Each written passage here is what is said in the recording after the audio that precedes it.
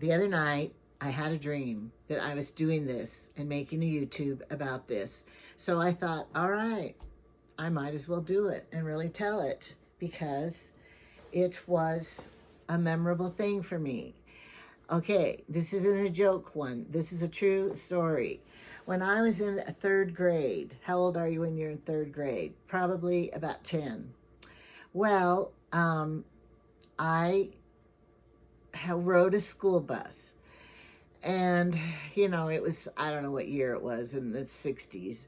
And riding the school bus, and we had to wear dresses. I remember I was wearing this teal colored dress. And there was a new boy in school, and he was riding the school bus, our route, And usually, in the third grade, I didn't like boys. I was scared of them and scared of dogs too. So, I didn't have a brother. I had an older brother, but I was scared of him too because he was a lot older than me, 8 years older than me.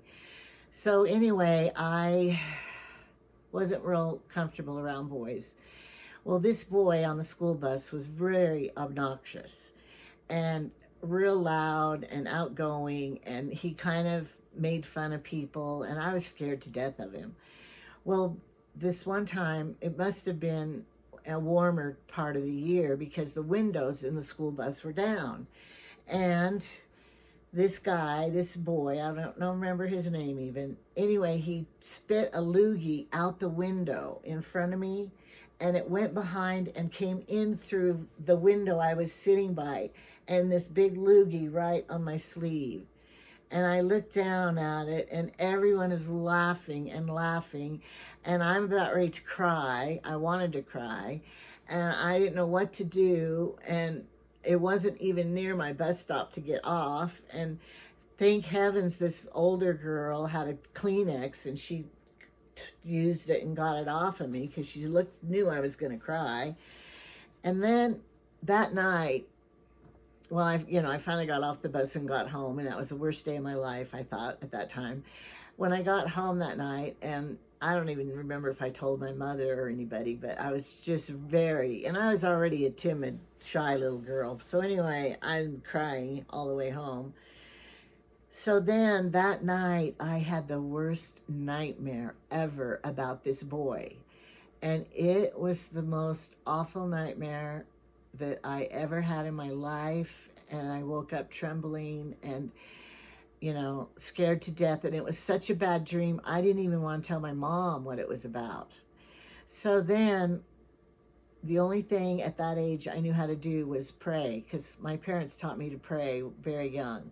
So I said a prayer, and I said, Heavenly Father, please let me forget this dream. I don't ever want to think of this dream again, and just let me forget it.